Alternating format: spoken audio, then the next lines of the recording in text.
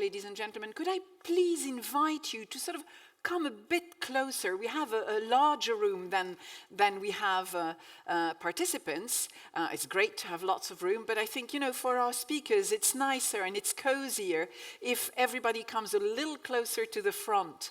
So please, do not hesitate to move up a couple of rows and join us, maybe not on stage, but closer to the stage. So the time has come to go into the heart of our discussions, and I'd like to remind you that what is said in this room stays in this room, okay? This is not a public discussion, nor is any of the public discussions, except a couple of panels tomorrow, which are going to be web streamed, but otherwise, everything we discuss in all the panel sessions stays within these walls. So really, we would like to encourage you to share your thoughts, your ideas, your comments, your questions, so that we really continue on the basis of what happened in the first panel in terms of exchange of ideas, experience, and questions and answers. This particular panel is going to look at the future of democracy, which is something we have already started discussing, and more particularly at the values and citizenship angles. To take us through that discussion, we have with us a panel of experts this morning. We have Christiana Xenofontos, who is the Vice President of the European Youth Forum. Good morning, Christiana. Professor John Morine, who's a Fellow in Law and Public Policy at Princeton University. Barbara Preinzak, who is Professor of Comparative Policy Analysis at the University of Vienna. And to lead us through this discussion, I'm going to hand over the moderation to Marie-Hélène Boulanger, who's Head of Unit for Democracy, Union Citizenship and Free Movement at the Director General for Justice and Consumers. Marie-Hélène, over to you. Thanks a lot. First of all, I would like to warmly welcome you to this panel. And we now will discuss on value, citizenship, and future of democracy. Now, it's not by accident that it's the first panel of this event, the first, I would say, technical panel, because this year it's an anniversary year, and we celebrate the 30th anniversary of EU citizenship. The introduction of EU citizenship in the Treaty of Maastricht was an important moment for the construction of the European Union. Today, we prepare for the European election, and this is about the link between EU citizenship and EU value and our democracy. We already heard about the importance of creating trust, the importance of linking election with daily life of people, and we also heard, and we also all know about the challenges around our democracy. Geopolitical situation, foreign interference, populism, rapid utilization that bring a discussion in echo chamber, importance of keeping the trust in the integrity of electoral process, all are this challenge. Today, we would like to discuss with you how to strengthen the link between EU citizenship and trust in our democratic process in the course of this panel. We don't want to have a policy discussion. What we really would like to do is to have exchange on information and exchange of best practice to trigger things which will matter for the European election. I first would like to pass the floor to Professor Morine to share his views on how citizens' engagement in democracies and election could be fostered, and how in particular we could ensure this trust in detail when people go to the booth. Professor Morine, you have the floor. Thank you so much, and it's a real pleasure to be here. And you all know that it's always dangerous to give the floor to an academic in the Chatham House rules. They'll be even more outspoken.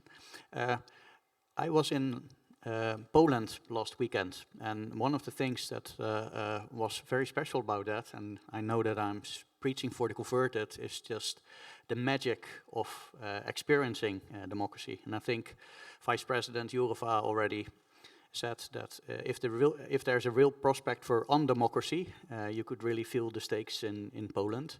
And I also agree with the rector of my own alma mater, Federica Mogherini, that we have to get better at explaining the stakes of democracy, and I think that is very much the topic of our panel. I want to make 3 practical points. I'm a lawyer, but I'm also a former diplomat and a former civil servant working on democracy and election issues. And one of the things that I want to drive home to you is that what I've always heard in Brussels when I did any of the panels that I was involved with was that elections at heart are a national issue. And I want to break that bubble, burst that bubble in 3 different ways. Elections are very much, democracy is a value that's laid down in Article 2 of the Treaty on the European Union. It's related to other provisions laid down in the treaties, citizenship, specifically the passive and active right to vote. It's laid down in Article 10, which says that the whole EU system is based on the concept of representative democracy. The EU is a community of law, and it's very important to realize, therefore, that all of the things that you work on in a daily practice, free elections, fair elections, the very concept of elections, have become EU law concepts, and they have an autonomous meaning as a matter of EU law. And I want to bring your attention to 3 issues which I think will become topical in the next 3 to 5 years as sort of a new frontier that could also trigger citizens. The first is, what does it mean to have free and fair elections to the obligation in a context where when international monitors go in and see monitor elections in some member states that are not actually free and fair? Does that have an implication for the way that these election results can be valued? Is it possible, for example, to challenge, just as a theoretical question, the results of elections that are covered by EU law and that are not free and fair? How could this be done? I know that some of you may work for electoral authorities. After the European Parliament elections, you will have to send the list of candidates that were elected for your European Parliament elections to the European Parliament. Can that list be challenged, for example, because that election may not have been free and fair? I think that this is something that I can just tell you because it's Chatham House. Some NGOs are currently working on this, and this may be something that may become topical very quickly. The second point relates back to an op-ed that I wrote 2 years ago in Politico with then Ombudsman of the Republic of Poland and now newly elected Senator Adam Bodnar. And it relates to the aspect of fairness of free and fair elections and how that relates to free media and media diversity. I think it's quite an intuitive point to make that if you want to use your active right to vote, that you can only do that in a meaningful way if you have access to a plurality of different media sources, right? Otherwise, you would not have a substantive right in that regard. But President von der Leyen earlier mentioned that the European Union is now working on the Media Freedom Act, but this is, in essence, that's also the legal basis. It's an internal market instrument. It's about approximation of national media markets. My point to you is that you can also approach the necessity of plurality of media from the viewpoint of the active right to vote. I don't think it's an unimaginable kind of argument to make that you simply need plural media and that EU institutions can also act on that. The last point I want to make is about something that is not so well known and may not be that intuitive, but I think it's hugely important specifically for promoting the turnout later on for the European Parliament elections and also to properly inform voters. And that's this. Article 10, paragraph 2 of the Treaty on the European Union says that, in fact, European political parties express the will of EU citizens. There's a regulation on the statute and funding of European political parties that now regulates that you can only register as a European political party if you do a sort of a pledge of allegiance to the basic values of the European Union. This has led in practice to some of the more extreme political parties not to register, but the actual monitoring process by which the authority for for political parties really assess whether in the course of their actions a political party is contravening other values of the European Union, human rights and the rule of law, has never been triggered. So in that sense, that part of the regulation is a bit of a dead letter. But I think that in terms of mobilizing EU citizens, it's also very important to communicate that when you vote, and you vote for a party that places itself sort of outside of the democratic order, that vote will basically be lost, because you run the risk of that vote in the European Parliament not being for a politician that can legitimately remain part of a European political party. And I think it's important for voters to realize that if you vote, that you also have to vote for parties that actually have as an agenda not to undermine democracy. So these would be my 3 points, and as I said, I was hired as an academic to say some controversial things, so I welcome very much the discussion later on. Thank you. Thank you very much for reminding us the linking with the basic values in our treaty and the importance of media, of fairness, about informed voters. I would like now to give the floor to Mrs. Xenofontos, Vice President of the European Youth Forum. And we have heard already in the opening session the importance of all groups to be included, but with a particular focus on the young generation. How do you see it regarding the participation of these younger citizens? Thank you very much. Thank you very much. Yeah, indeed. First of all, I would like to start by saying that, by expressing my satisfaction that by listening the previous panel, making several references to young people and the importance of having them on board when it also comes to the EP elections is very important for us as young people. So we know that there is always a big interest when it comes to the youth vote in the build up to the elections. So it is a pleasure being here also with you today, representing as the Vice President of the European Youth Forum. A platform, for anyone that might know, that brings together millions of young people. And we're here also to discuss how as young people we face democratic participation in the elections, and indeed, and importantly, beyond. Because participation goes beyond the electoral processes, and it's also something that we need to remind ourselves. To provide some background numbers, there were significant increases indeed back in 2019 elections, compared, of course, to the previous elections when they were in 2014. We had 12 percentage points increase of voters of ages 25 to 39, and 14 percentage points increase for under 25s. But young people's turnout is still indeed lower comparatively to the general population. And this is a trend that can be actually observed, unfortunately, globally.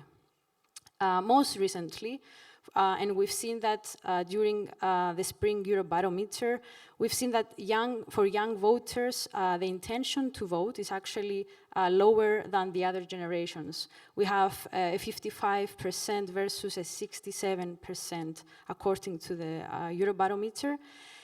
But here allow me to say that this line that young people are not political engaged, it is not correct. It has been also previously mentioned, and I would like also to highlight it, because youth activism levels are very high, with many young people getting involved in mass protests, in Occupy movements, and in political engagement also via social media. 61% of young people in the EU are involved in some sort of a youth club. And many millions are also members of youth organizations that actually make the membership of us, the European Youth Forum.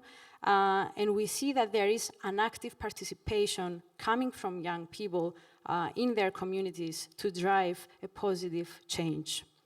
And young people can also, as young people, we can also be seen as the foreground, someone could say, of major protest movements, notably, of course, as you probably all know, the Fridays for Future.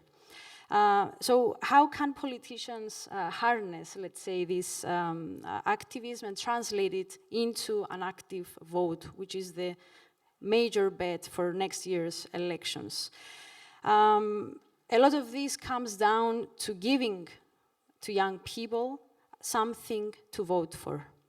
If, as young people, we do not see our concerns being addressed and our ideas being reflected in the political agendas or even in the political programs, then why should we consider voting as a core way to make our voices being heard? And as a European Youth Forum, we have therefore drawn up a youth manifesto ahead of next year's European elections, in which we are calling all political parties to adopt. There is a list within the manifesto of 20 demands across the areas of democracy and participation, youth rights, sustainability, and digitalizations, and are suggested areas of concrete policy focus that, if implemented, then we will lead to a better future for Europe's youth. And inside there, we have also as a suggestion the EU Youth Test. How many of you have you heard about the EU Youth Test? If someone? Okay.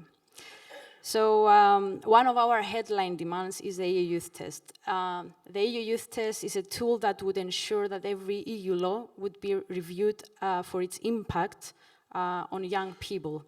Every policy department, for example, within the Commission, would have considered young people when they are creating any policy, including, of course, consultations with youth experts.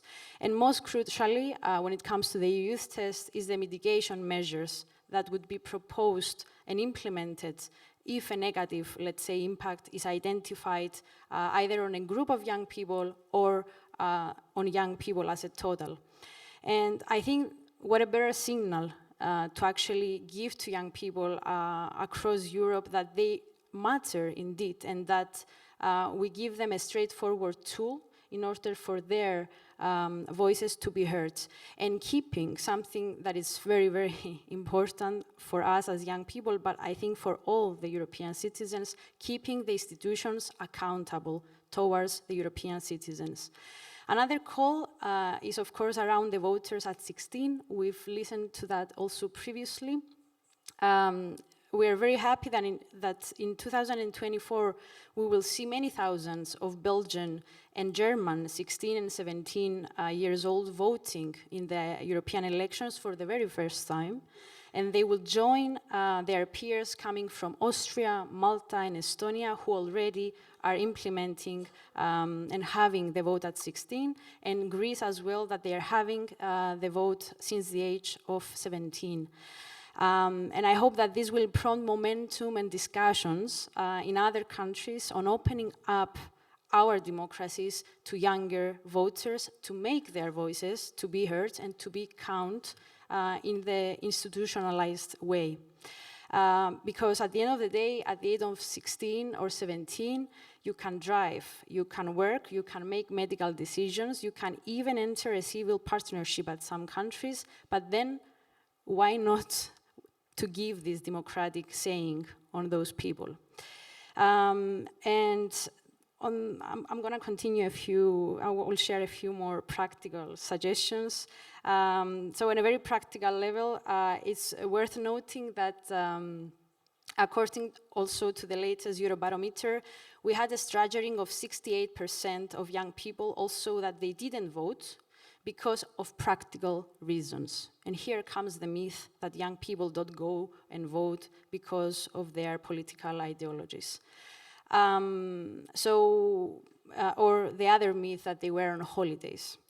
And this opens up a question for future also elections on steps to take regarding either the e-voting or the postal voting, but for now also highlights the importance of the development and availability of resources for the very first time voters and the young voters to actually facilitate their registration and their participation during the elections. And this is particularly important for those who will be voting away from home, such as students, or those that will need to register from a new, let's say, address for the very first time. And political parties, local governments, youth organizations,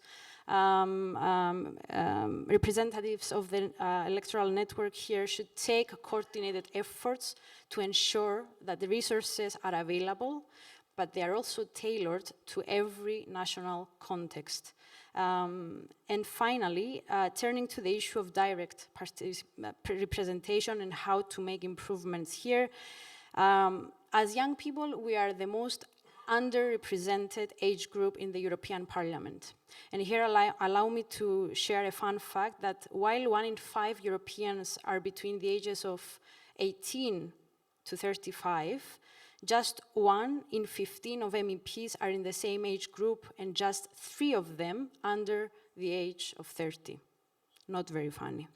We know that you do not necessarily need, of course, to be a young person to be sympathetic to youth issues, but if young people, we don't see that we are actually represented in the parliaments, also demographically, then it's less likely to go and vote. And we need to have more younger people as candidates on the list of political parties with a genuine likelihood of being elected and not just being on the list for the sake of being young. And to sum up, if we want to improve the youth voter turnout, this refers also to the politicians mostly. We need to actually ensure that young people's concerns are reflected in the political programs, as we've mentioned previously, that young people are given the right to vote at 16. Young people are supported to register to vote, particularly for the first time and for abroad, either online or via postal. And young people can see their demographic being reflected in the parliament. And that would be my advice to those genuinely interested in harnessing these youth, let's say, vote, and more broadly committed to ensuring that as Europeans, we prioritize young people through our political mandates and so on and so forth. And I'm so happy that I'm here, ready to receive also your questions and have a more interactive, let's say, discussions. Thank you very much. Thank you very much for sharing your views. Vote matters. You remind us that young are very much engaged in the political life and that we need really to empower the young generation to really go and express their vote and their preference. Also very interesting the focus you put on this practical dimension, which is something we are working on, but very interesting point in this discussion. Now I would like to give the floor to the next panelist, Professor Brenzak, and to give you the floor for your intervention. Thank you very much, Marie-Hélène. I was introduced by my sort of job title. I'm indeed linked to the University of Vienna, which is interestingly located in Germany here on my tag, so I corrected, but at least the continent is right. I'm not here in this capacity, though. I suppose I'm here because I have the privilege to chair the European Group on Ethics in Science and New Technologies. The European Group on Ethics is an advisory body to the Commission President. We have been in existence since 1991, and we advise the Commission President and the Commission on issues related to technology and science, and technology really in the wide sense of the word. And most recently, we published an opinion on democracy in the digital age. And I think a couple of points that we made in that report resonates with issues that were mentioned today and also expand the discussion a little bit. So first of all, when I say we, I mean the European Group on Ethics. We are quite adamant that democracies are not limited, or the notion of democracy is not limited to elections, as important as elections are, and it's not limited to majority rule. And we're hollowing out the notion of democracy if we limit our discussions to those institutions. And I would like to echo colleagues such as David Runciman, who say that, David Runciman wrote this famous book on how democracies die, that democracies in the 21st century will not die like they did in the 20th century. But the risk in the 21st century is that we keep trusting democracies when they no longer function. So to avoid the kind of phantom democracy where the outer institutions, the sort of formal institutions are still in place, but the soul of democracy has disappeared. We need to consider democracy as something that clearly comprises free and fair elections, but also is underpinned by the values, by the fundamental values and fundamental rights that democracies enshrine and that underpin democracies in the first place. And how do we do that? How do we protect such and strengthen such democracies in the digital era? We heard, I heard a lot of conversations in the break about this. I also heard about this in the first panel, and also by President von der Leyen. Harmful information, foreign interference, manipulation in the widest sense of the word. These are all very, very tangible risks. 5 years ago they were hypothetical, now we feel them. But, and again, as John said, this is the Chatham House of Rules, so we can be very open. We are not going to solve this problem if we do better content moderation, or if we have better rules of what can be shared on a platform. As long as platforms dominate the public space that operate according to commercial profit interests, we will have the sharing of harmful information. We will have hate and manipulation spreading because it increases revenue. So we do need to get to the political economy of this. We cannot just make things a little bit more ethical and leave the institutions and the ownership situation as is, but we need to get to the bottom of the political economy by, for example, really regaining some democratic control over what happens in privately owned platforms and at privately owned platforms. So people making suggestions regarding auditing, public auditing, and so on. But there are also a number of thinkers who really make the case for strong public investments into platforms that are owned by the public. I'm not necessarily saying owned by the state, I'm saying owned by the public. We can go into that later on if there's any interest to discuss this. Also, we need more structural mechanisms of antitrust. The Digital Markets Act, the Digital Services Act was mentioned. So structural mechanisms that look at how platforms and entities are structured and how much power they can concentrate rather than just focusing on content and fair market competition. So my second point, and it will be much shorter, is that the lack of public trust in disinformation cannot be solved alone by more transparency and better information. This is something that social science evidence really shows very, very clearly. So please don't misunderstand me. I'm not saying that transparency and good information aren't important, but they're not the antidote to the lack of public trust and disinformation. So the lack of public trust, if I put it in very general terms, of course there's variation across countries, regions, age groups, but the lack of public trust comes from a feeling of many people that politics is no longer carried out in the interest of people. And I would say that to some extent I see why people feel that. So articulations of practices such as not going to vote, even practices of not getting vaccinated.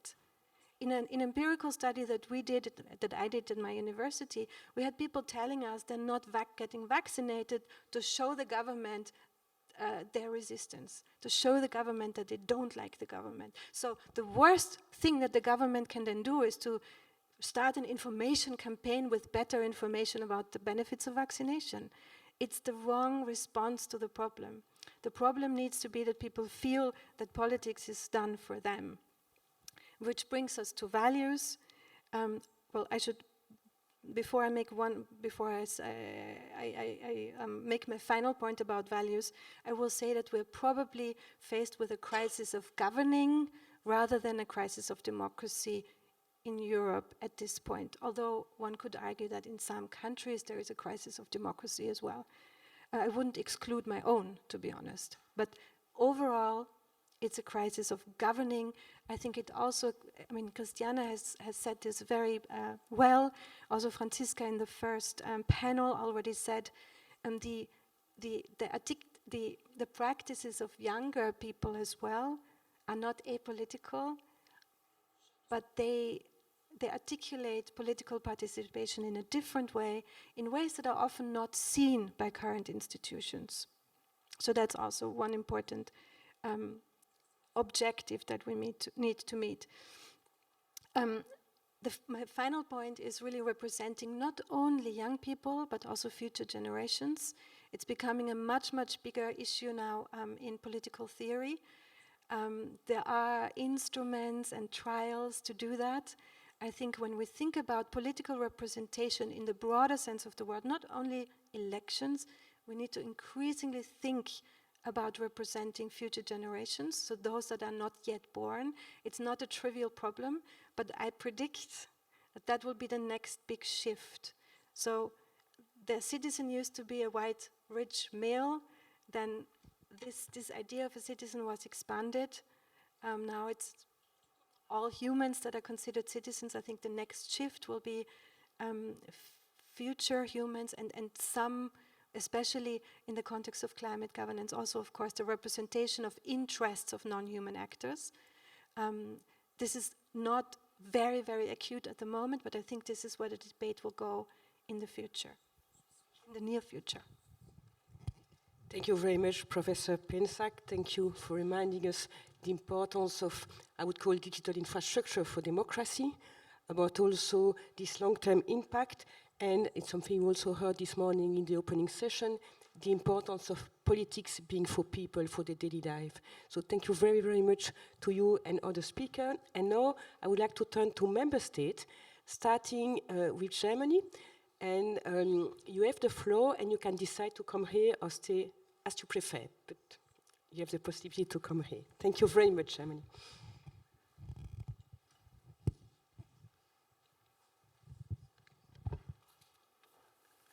Ganz herzlichen Dank, meine Damen und Herren, sehr geehrte Thank you very Kolleginnen much, und Kollegen. ladies and gentlemen, Die esteemed Europäische colleagues. Union versteht sich als The European eine Union Gemeinschaft des is Friedens, a community der of Freiheit, peace, der freedom, Menschenrechte, der Demokratie, human rights, der Rechtsstaatlichkeit democracy, und des Wohlstands. Das sind die Werte, and die Thema welfare. unseres Panels heute Morgen sind. Those are the Und values diese and Werte also bilden die important Grundlage topics for für die us, and they are the Verträge, für die Politik der basis Europäischen for the Union. Und sie treaties sind nicht of the verhandelbar, European Union, sondern sie sind als höchstes and Gut they're unserer considered Gemeinschaft gegen the jegliche highest good Angriffe of von our community to außen zu schützen. protect ourselves against In foreign unserer interference and Konferenz heute und attacks. morgen steht von In our diesen Werten conference, der Wert today and der tomorrow, Demokratie The im value Fokus of der democracy is the Diskussion. focus of our discussion. Die Demokratie, der Grundsatz, dass alle Democracy staatliche Gewalt vom Volk ausgeht, rückt also die as an Bürgerinnen idea und Bürger und deren brings Wahlrecht ins Zentrum. Die Wahlen citizens sind and der electoral konstitutionelle laws into the Bestandteil fore. einer liberalen Elections are a Demokratie constitutional part und of a ein liberal democracy konstitutiver Bestandteil der politischen Identität and der Bürger. an important aspect Eine of the political Demokratie identity of bedarf weit mehr citizens. als Wahlen. But for Aber democracy, you need andererseits more ist than ohne elections. Wahlen But on the eine other hand, Demokratie nicht denkbar. without elections, a democracy would not be possible. Der europäische Gedanke, so skizziert, hat uns nach dem Zweiten Weltkrieg After the über Second World Jahrzehnte War, Frieden gebracht. this Nur ein idea gemeinsames brought us Streben aller europäischen peace Nationen over nach the einer Einheit ensuing jenseits der decades. Nationalstaaten führt zu einem friedlichen Miteinander. And only by going down Das this way gelingt can we have a nur peaceful unter Achtung together all in der Europe. This Werte, only die Europa ausmachen. is possible by respecting all of the Menschenrechte, values that are Freiheit, important to Europe: human Gleichheit, rights, freedom, Rechtsstaatlichkeit, equality, eben auch die rule of Demokratie. law, as well as democracy.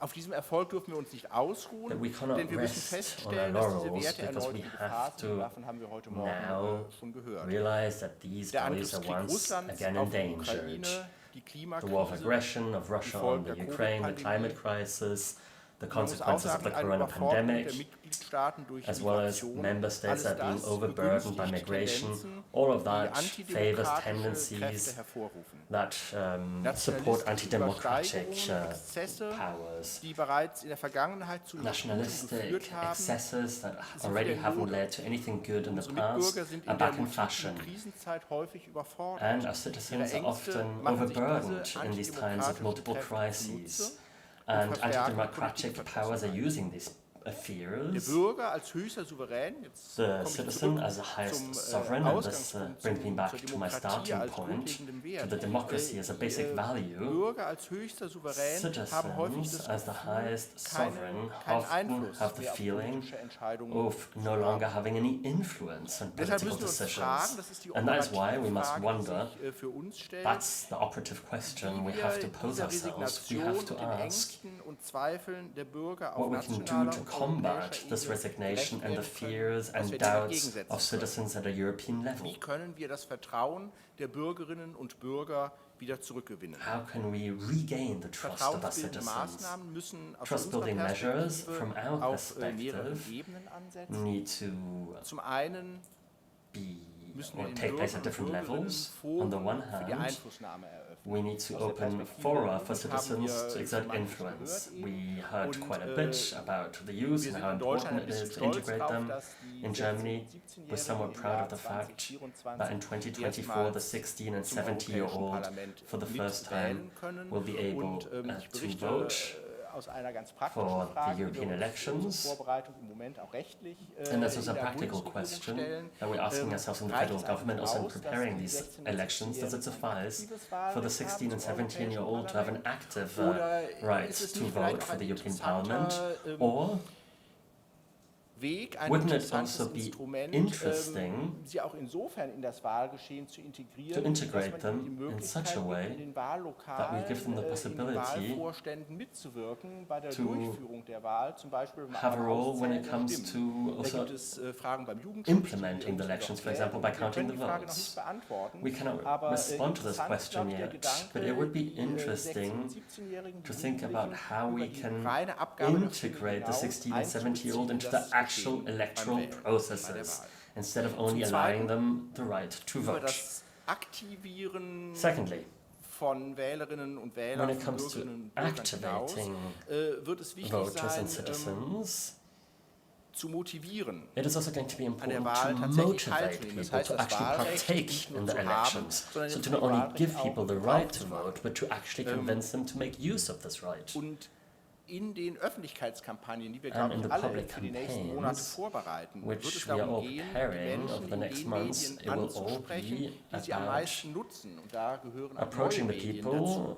in the Wir müssen media so that they viele use the most. Menschen This wie also möglich includes new erreichen. media. We need to Wir achieve as müssen many und wir people wollen as in den possible, Medien genau so and kommunizieren, we want to dass die communicate and Menschen, have to die communicate in the media in Wähler such a way selbst aus ihrer eigenen in Lebenswirklichkeit which gewöhnt sind. the people are Und used to in their dazu own gehört daily auch, dass lives. wir unsere Botschaften so oft wie möglich And that also wiederholen. includes repeating Und our ein dritter Punkt, auch der messages ist as eben often schon as angeklungen, possible. aber er ist wichtig. And then there's a third point that was muss es already darum mentioned gehen, hithertoo, wenn wir but that's very Vertrauen zurückgewinnen important. wollen, wenn wir If we want to Vertrauen gewinnen regain wollen, trust, if we want to dann gain trust, ist es entscheidend, then zu zeigen, it is wie die decisive Union demokratiefeindlichen Entwicklungen begegnet. to show In how the Mitgliedstaaten Union is commenting ebenso wie in Drittstaaten.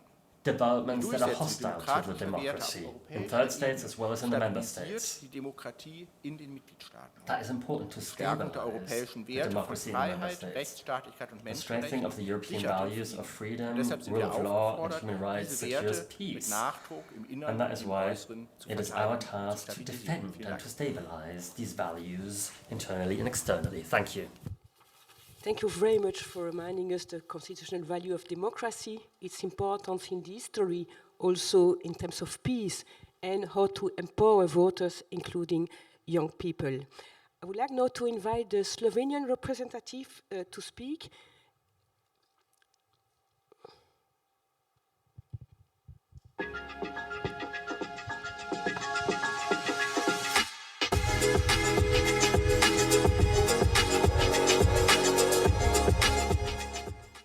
Thank you very much.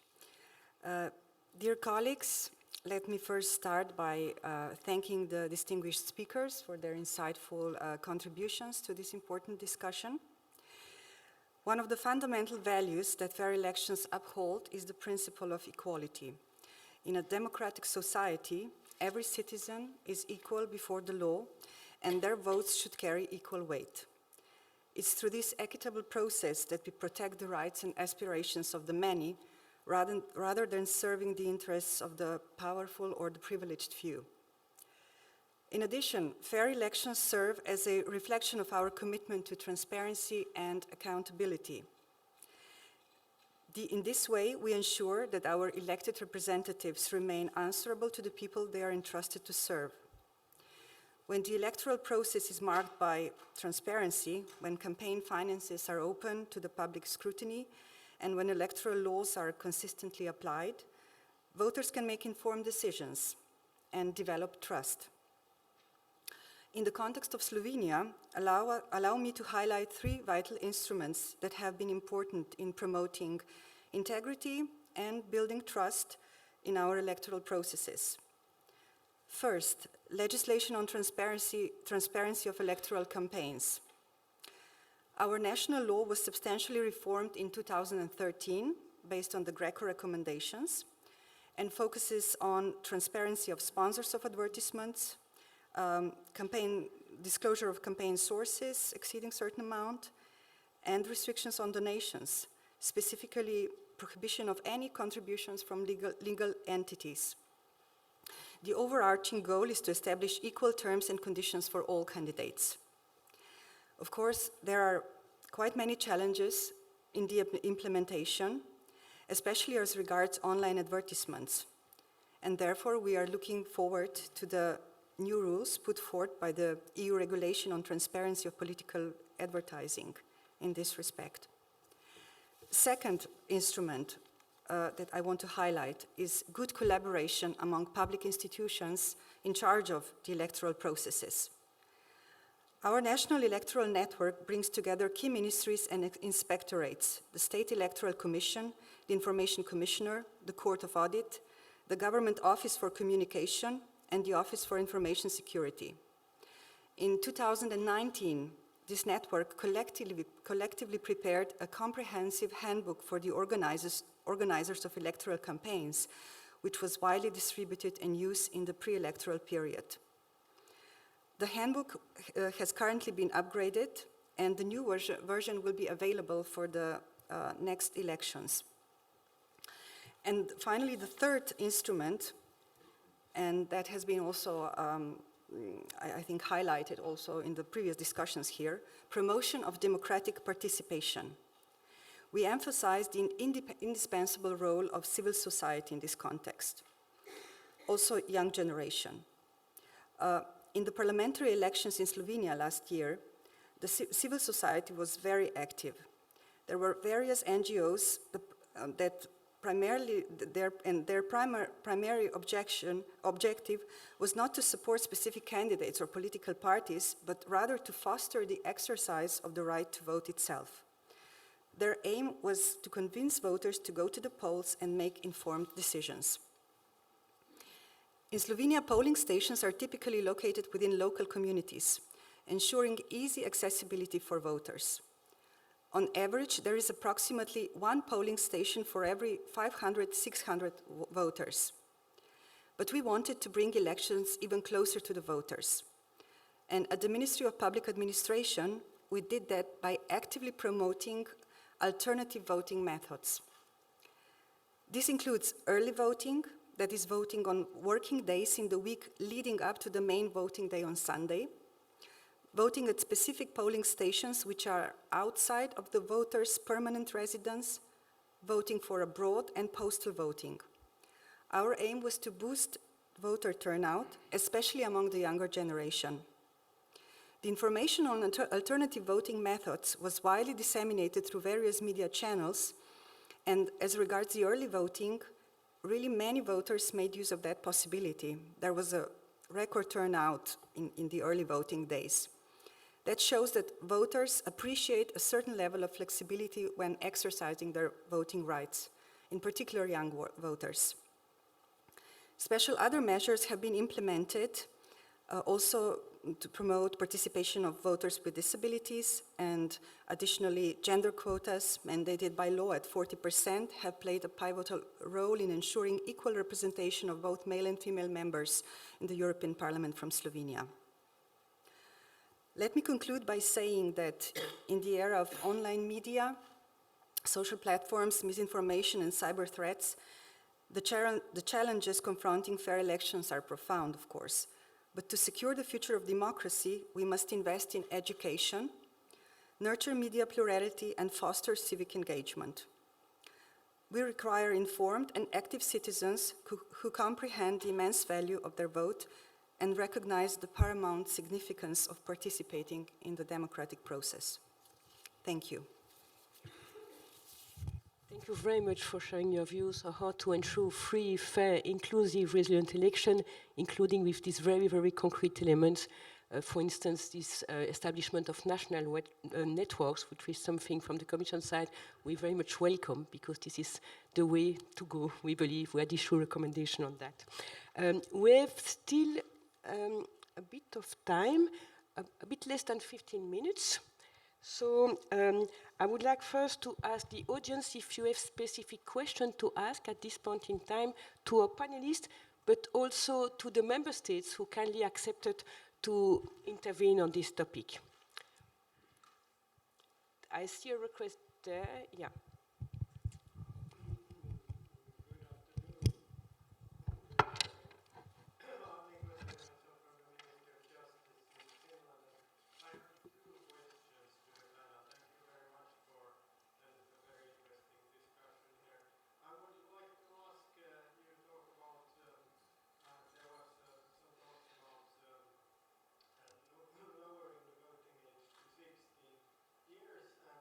A question to you and to the countries that have lowered the voting age.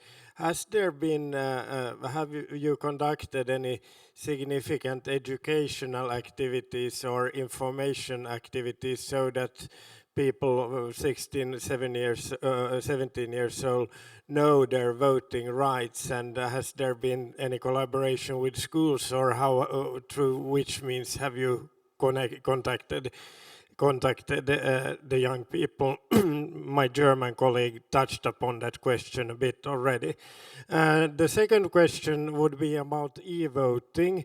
We in Finland, we made a few years ago a fairly thorough investigation into e-voting, and the result of that was that we thought that the risks of introducing e-voting was far greater than the advantages, because people can, if the voting system is manipulated, or if somebody says that it has been manipulated, it's very hard for an ordinary person to see that it's not, and that might raise distrust towards elections. And the second thing that we saw in that investigation was that, and this is perhaps my question, because I might be wrong here, is that the empirical evidence of having e-voting, for example, from Estonia and then in some other countries where people have had the possibility of voting electronically from abroad, it has not significantly raised turnout among young people, or just modestly raised that. So it doesn't seem to be sort of a solution through which we at least gain some big advantage through. But these are my two questions. Thank you very much. Thank you very much. I've seen that someone else was asking for the floor, And I would like to collect all the requests for the floor, and then we will give the floor to the panelists. So we still have a bit more than 10 minutes, so please be brief. Yeah, I'll be very short. Thank you very much. My name is Ilijana Balabanova. I am the president of the European Women's Lobby. Thank you very much for this panel. Really super interesting. I was provoked for raising the question to from the sentence which you used, telling the culture of politics, a culture of white rich men, which we have to step out and to work on this against. And I'm thinking about how important is the voice of the youth people and how important is the young people now to be involved in the politics. And thank you very much, Christiana, for sharing your experience. My question is especially to you.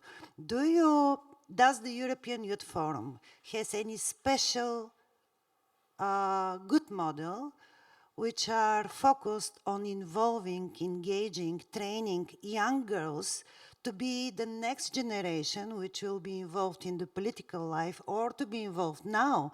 Because it is true, the European youths are not represented in the European politics, but the most underrepresented are the European girls, the girls which are really out of the system now, especially minority young girls.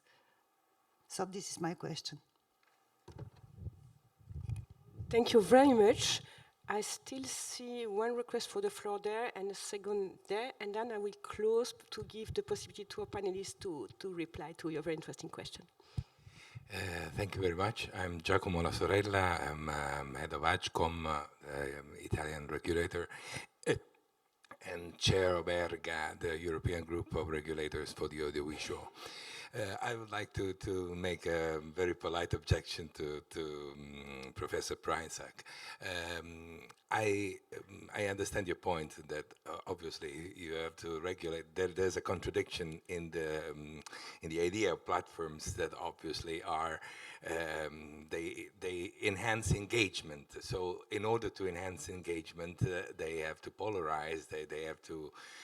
In some way, they have to favor content that favors engagement. And I also understand your point when you say that it is not, there is a general question, which is making people feel that politics is useful for them, and so no longer make them passionate about politics. But at the same time, I would like to say that, in my opinion, it's not correct to say that one should not try to regulate at least the platforms and to regulate with acts, for instance, like the Digital Services Act that already entered into force, and with new acts like the Act on Political Advertising and the European Media Freedom Act, because there's a saying in Italy. I translate from from Italian, and I'm sure there's the same in English. Often, the best is the enemy of the better. So at least regulating helps. Creating, and probably is not the solution, the final solution, but as we understand, there is rarely a final solution. One has to, democracy is a process, and so you have to go on with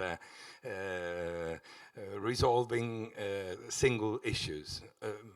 There are big problems, but it's important to regulate single issues. Thank you. Thank you very much. I see that there is no request, which is very welcome because we don't have so much time left. So I would like to give the floor to a distinguished panelist, starting with you to reply and continue the order.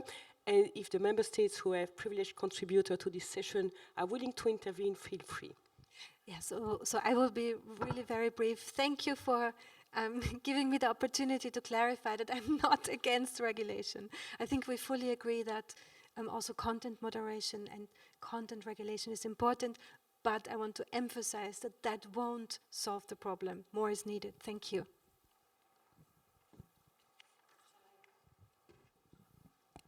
Short and sweet, okay. Thank you very much for the questions and the comments. Regarding the vote at 16 and the civil education, I assume that you're mentioning, yes, we know for sure from our member organizations, especially the national youth councils, they have worked with their national governments in order to build up the civil education first and then lowering the voting age. But this, we are campaigning for lowering the voting age to 16, and it goes hand in hand with civil education. Sorry if I was not clear previously. Of course, you cannot give the right if you first don't educate. But this goes back also to the member states once again. If I take, for example, my country in Cyprus, we don't have civil education. Or even if we have, in some cases, at some schools, then it is not even taught by political sciences or even the people that they are expertise on that fields. So there is a lot of work going on in the civil society and the youth NGOs, especially when it comes to the non-formal education, and they are doing their best to educate when it comes to the civil education with the means, the low means that they are having. But this also reflects our governments and our member states and what we want to do and how far we want to achieve when it comes to lowering the voting age. If we want to educate or if we want just to say that we are lowering the voting age. Also the countries that I've mentioned previously, Austria, they had like a road trip until they reach the lowering of the voting age. Regarding the e-voting, I do understand your concerns, but I think our responsibility also as individuals, but also as collective and as a society, let's say, is to make our democracies more inclusive, to make our democracy and the democratic participation more inclusive. And allow me here to say that let's not take as a de facto that as young people we are digital natives. I think this is, that assumes that all young people are fluent in using technologies and that they're able to actually, if they have the ability to go and e-vote, to do it. This is not true. I mean, there is also a responsibility coming from the member states there to educate digital literacy. And this goes beyond the age of young people. This goes also to the other age groups. So to my understanding, is a tool to actually expand what we mean by democratic participation, but at the same time it goes as a responsibility how we educate once again and we give this digital literacy. About the other question, thank you very, very much for doing it, because the other group that is underrepresented is young women and women in general. As a European Youth Forum, as a youth platform, we are trying our best to lead by example. We are urging all the ages, all the genders to participate. We are having, maybe you haven't seen my t-shirt, it's called Be Seen, Be Heard. It's actually our new campaign. That is the first time that we are collaborating with the UN Youth Envoy's office, actually to achieve this lowering vote at 16. And beyond that, we have also other activities, other projects that they are going for many years now. We are the voices of sometimes the actors that they are the pain in the ass for the governments, the youth sector. And we've seen, unfortunately, the last few years that this shrinking civic space affected also the youth organizations. So to reply to your question, which is a very complex one, there is no just one answer. But when it comes to us as a youth forum, we are here representing youth organizations and thus young people through the continent and beyond. We are trying not only to include our memberships and our member organizations, but we are also open always to young people that they prefer not to be part of any youth organization. Because we are getting attacked most of the times that we are referring to the usual suspects. This is not true. We see our membership and we face them as the ones that they act as the multipliers of our work. And at the same time, we respect and we do understand there are some individuals outside there that they choose not to be part of youth organizations, but they still have a safe space, the European Youth Forum, to be part of it, to be inspired of it. And of course, why not to see them lead us at some point, either on a national or on a European level. Thank you very much. Thank you very much, Professor Morin. Thank you. Maybe also picking up on specifically the role of young women. I'm running in Groningen a project run by 4 female students called Our Rule of Law.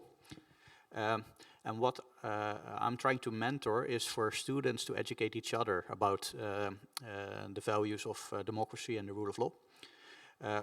I think that it's extremely important to just realize how specifically women are actually very political. And what is the challenge with the European Parliament elections, come back there, is that it's very difficult to figure out where you have agency, where your vote actually, where the possibility of you casting a vote can actually challenge somebody running for that seat to ask the relevant questions at the relevant time. I'm currently working on a project with them called Vote for Our Rule of Law, and what we're trying to do is to educate young first-time voters to convince other first-time voters to come out and vote. What is specifically challenging about European Parliament elections is they're not actually European, in many ways, both logistically, they're organized nationally, but also most campaigns are really sort of parallel national elections. So this is a challenge. So the plan is to educate about 150 young first-time voters and get national teams out in each of the member states to try and equip young first-time voters to have other first-time voters come out. Just one, maybe, if you allow me 30 seconds, one anecdote. 5 years ago, I ran a project called Vote for Values, which was about how you can ensure that the person that you elect nationally, or you can vote for election nationally, does not rub elbows with the bad apple in the European Parliament. I wrote an op-ed in the Netherlands pitching the idea that you could not vote for almost any mainstream party in the Netherlands to end up not, supporting autocrats in the European Parliament. I even got a phone call from a party, the party bureau of one of the big political parties, that asked me to publish a corrigendum. Because they did not believe that their member of European Parliament was actually part of that specific European political party that was also involved with political parties that undermine democracy at home. So this underlined for me the level of knowledge you need to first reach to become political, and that's what I'm trying to do specifically through helping young women to learn about this and ask the right questions at the right time. Thank you. Thank you very much. We are supposed to close, but I would like to still ask Germany and Slovenia if they want to add a word. No? And Slovenia? Yes, someone needs to bring you a micro.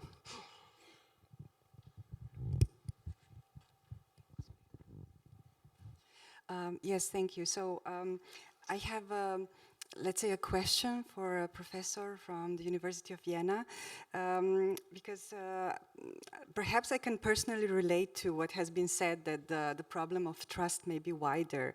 But I mean, since here we are the national institutions dealing with elections, and the elections are next year, so just in few months, I mean, this might be some things which could be dealt better with the political parties, perhaps, but as institutions, would you perhaps suggest any measures, or what could we do in our just operational arrangements to somehow perhaps try to build greater trust towards the citizens. Thank you very much. I'm afraid our time is over, but we will keep this important question for our next panel, and I will also encourage you to discuss bilaterally, because I need to close. I would like to thank you all very much for this very, very interesting panel. We will bring this important message, including the last question, to our next panel, and the session is over. Thank you very much.